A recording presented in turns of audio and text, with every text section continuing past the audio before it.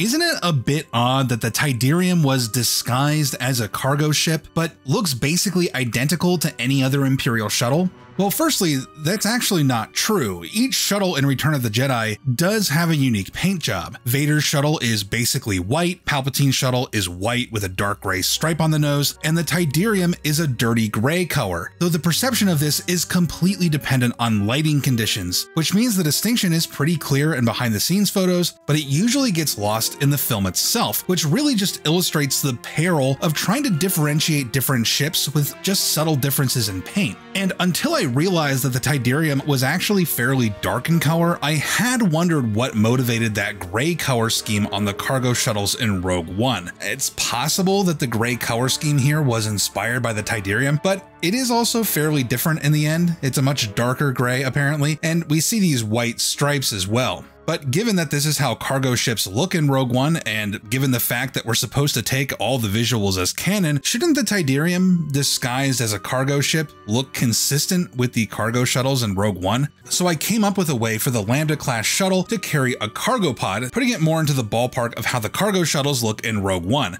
Now, to be completely honest, it would not be hard to come up with some kind of lore explanation for how the Tyderium and the Rogue One cargo shuttles could coexist in the same setting.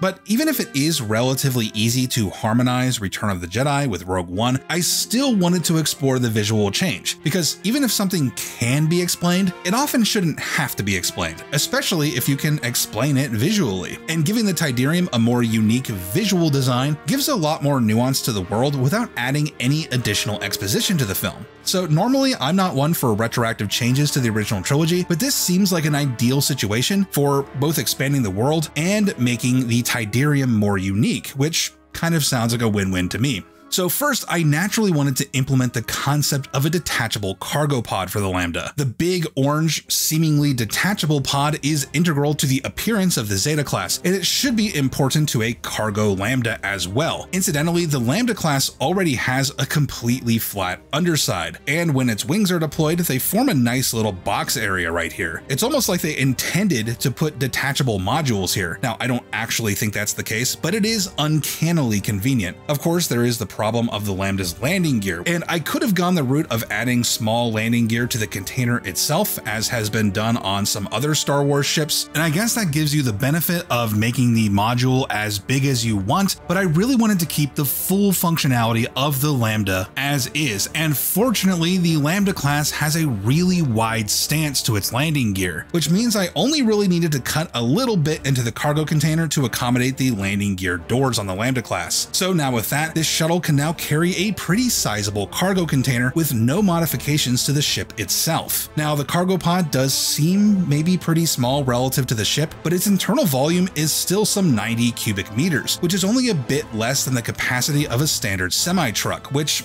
I would say is pretty good, especially since the Lambda shuttle already has a pretty big interior. So ultimately, with the pod, that makes the Lambda a pretty decent cargo ship.